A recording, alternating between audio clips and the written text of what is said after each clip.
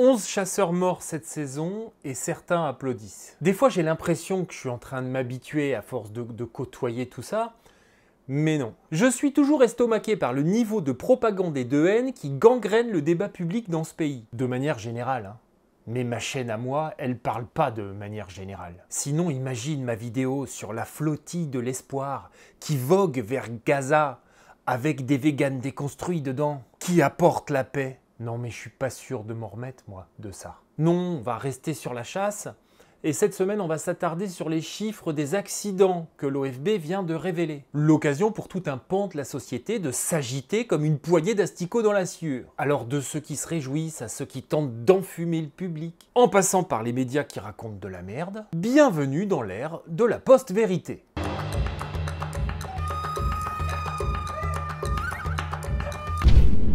Si tu veux soutenir Guichard sur Terre, abonne-toi à sa chaîne. Aujourd'hui, on va pas vraiment parler de chasse. On va parler de déshumanisation, de chiffres et de ce que certains appellent une excellente nouvelle. Alors d'abord les chiffres. Pour la saison 2023-2024, on a déploré 6 morts. Pour celle qui vient de s'achever, 11. Tous chasseurs, 5 sont des auto-accidents. Tous ont eu lieu pendant une chasse au grand gibier. Pour les accidents non mortels, il y en a eu 100 cette saison contre 97 la saison d'avant. Pour les non-chasseurs, 16 accidents dont 3 graves. 0 mort pour la 3e année consécutive. Voilà, je vais pas m'attarder là-dessus, il n'y a pas grand chose à dire, c'est une série de chiffres, hein, je vous mets tout ça en description, c'est le rapport de l'OFB. Alors on observe quoi ? Une augmentation du nombre de morts de 6 à 11 et une augmentation du nombre d'accidents de 97 à 100. Alors bien évidemment, la presse, cette grande feignasse putaclic, s'en donne à cœur joie. Pour le Midi Libre, nette augmentation des accidents de chasse. Pour RTL, après 25 ans de recul, les accidents repartent à la hausse. Et pour finir en beauté avec Libération, pratique dangereuse. Avec 11 morts et 16 blessés cette saison, les accidents de chasse repartent en forte hausse. C'est des fortes hausses, t'as vu. Et j'en prends 3 parce qu'on a autre chose à foutre, mais il y en a des dizaines du même acabit. L'augmentation. Voilà, ça, ils aiment bien ça, les augmentations. Et le reste, camarades, tout le monde s'en tamponne. C'est pour les 7 abonnés à leur paplard. L'idée, c'est que ça augmente. Et que tout le monde le sache. Ah mais les accidents de chasse augmentent, ouais. Ah mais c'est connu, ouais. Alors évidemment, qui pour foutre le pied dans la porte comme un vendeur d'aspirateur? Les assos anti-chasse, curieusement bien silencieuses les années passées. Oui, quand il y a un accident, c'est la curée. Mais pour commenter les chiffres des accidents de chasse fournis par l'OFB tous les mois de juillet, il y a tout de suite moins de monde. Non, c'est chiant, ça baisse, ça sert à rien, ça baisse. Non, ce qu'il faut faire, c'est qu'on attend le prochain accident, et on rappelle qu'il y en a de plus en plus. Voilà, c'est bien ça. Comment ça, c'est pas vrai? Mais on s'en branle, Jean-Kévin. Tu débarques ou quoi? Mais comme cette année, ça monte, là, c'est bon, là. Là, on peut en parler, c'est ça qu'on voulait. Même si ça reste timide. L'espace silencieuse, pour l'instant en tout cas, la Fondation Brigitte Bardot aussi. Et pas de nouvelles non plus du Parti animaliste et de Pierre Rigaud. Je sais pas ce qui se passe avec ces deux-là, mais les gars, va falloir arrêter ce que vous êtes en train de faire. Je bosse comment, moi? Non, mais le Pierrot, il est parti il est en train de se battre contre le fromage et les corridas. Le parti animaliste, ils ont l'air d'avoir abandonné la chasse. Non, mais on pense pas au petit personnel, jamais. Il y en a qui essayent de bouffer ici. Non, mais le sang gêne des gens, quoi. Non, mais ils doivent le sentir que c'est pas le bon angle, je suppose. Bon, en revanche, pour One Voice, c'est bon. Rapport de l'OFB sur la sécurité à la chasse. 11 humains morts. Presque 2 fois plus que l'an dernier. 50 animaux familiers tués. 100 accidents. Plus que jamais, la chasse, un problème mortel. Plus de tergiversation, une réforme radicale, maintenant. Vous trouvez que je l'ai bien incarné, le tweet, ou pas? Alors, 11 humains morts, c'est 11 chasseurs. Mais ça, faut pas le dire. Parce que ça, c'est pas dramatique pour eux, si tu veux. Il vaut mieux dire c'est des humains qui sont morts. C'est-à-dire qu'en fait, il n'y a que pendant la chasse que One Voice en a quelque chose à foutre des humains morts. Non, One Voice, c'est plutôt les animaux morts, leur truc. Donc, quand ils dénoncent quelque part des gens qui sont morts, c'est parce que en filigrane, c'est pas ça qu'ils dénoncent, c'est l'autre truc, la chasse là. Et vous avez vu, c'est presque 2 fois plus. On va y revenir là-dessus. Plus que jamais, la chasse est un problème mortel. Ça reste plus que jamais parce que ça augmente, tu comprends. PETA constate le triste spectacle d'un loisir moyenâgeux qui se tire littéralement dans le pied. Hashtag la chasse un problème mortel. Moyenâgeux, c'est pour dire que c'est pas bien, mais quand tu connais pas le Moyen-Âge. Et il y a ceux qui se réjouissent, comme ce compte anti-chasse débile. Ah mais non, mais je fais pas de l'insulte gratuite.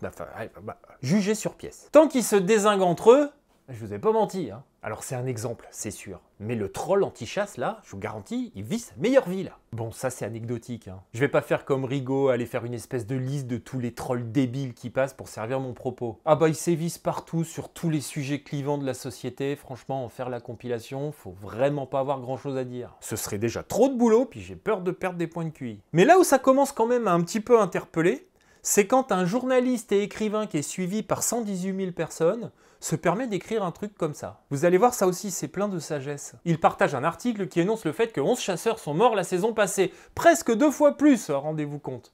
Et bien entendu, c'est une excellente nouvelle. Ce génie s'appelle, alors attendez, Pierre Jovanovic, hein, voilà. Et il passe son temps à dénoncer les génocidaires. Bon, ça l'empêche pas de se réjouir littéralement, hein, de manière frontale, de la mort de 11 personnes. L'important, c'est de pas tout mélanger. C'est un intellectuel, il paraît, j'y peux rien, moi. Bon, complotiste à ses heures perdues, mais enfin, chacun ses loisirs, on a dit on juge pas. Bon, vous venez de le voir, les chiffres des accidents de chasse déchaînent toujours autant les passions, et finalement, c'est un reflet assez fidèle de la société. Mais on va s'attarder sur quelque chose qui me tient à cœur. Les chiffres et leur interprétation. C'est là généralement que se cachent les conneries. Quand les journalistes nous parlent des accidents en forte hausse, ou même que One Voice nous apprend qu'ils ont quasiment doublé, eh bien ça, en statistique, ça porte un nom. Ça s'appelle du gros bullshit. Bon, alors non, c'est pas le vrai terme, mais l'idée générale est quand même bien là. Le vrai terme, c'est effet de base faible. Je vous explique. Quand on part d'un chiffre très bas, la moindre variation explose en pourcentage.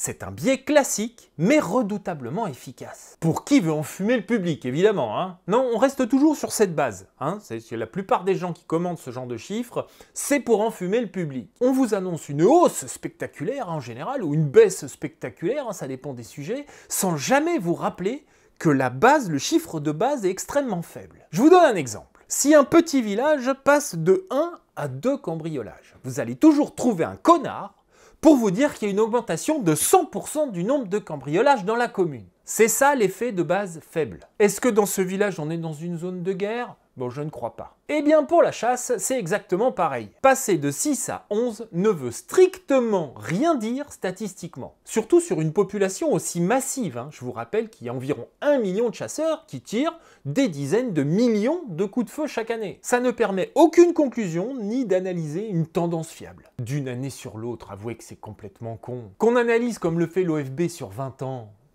on voit une tendance.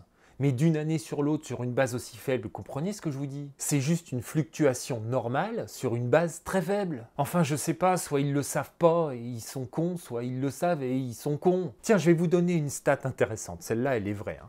Les accidents de chasse concernent moins de 0,001% des chasseurs. Ça, c'est complètement fiable. Vous en voulez une autre de stat fiable? Malgré ces chiffres très faibles, les accidents de chasse ont baissé de 41% sur les 20 dernières années. Dans le même temps, 20 000 personnes meurent chaque année d'un accident domestique en France. Chute, intoxication, brûlure, noyade et j'en passe. Si demain je titrais la cuisine, un loisir mortel, parce que Jean-Mi il s'est tué en coupant des carottes, vous vous fouteriez de ma gueule, non? Je suis plus en sécurité sur une ligne de battue que dans ma propre baraque. On va arrêter quand ce délire? Maintenant, quand on a dit ça, restent les drames que vivent les familles. Et il est impossible de faire une vidéo sur le sujet sans y penser. Un père, un frère, un fils qui rentrera pas à la maison. Et les gros débiles profonds qui s'en réjouissent ne méritent rien d'autre que notre mépris, puisque celui de la société tarde un peu à venir, j'ai remarqué. Les accidents de chasse, et c'est le rapport de l'OFB qui le dit, sont dans leur immense majorité évitables. Erreurs de manipulation, tirs dans la traque, non-respect des angles de sécurité. Et même si l'immense majorité des chasseurs respectent scrupuleusement ces consignes de sécurité élémentaires,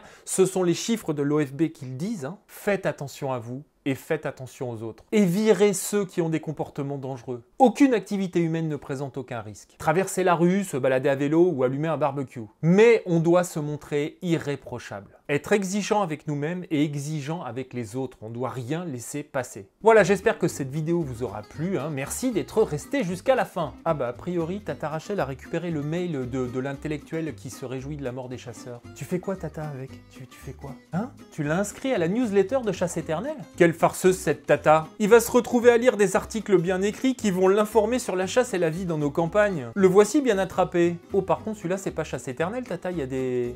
Non mais... Ouais. Pouf. Je vous dis à bientôt sur Terre ou ailleurs.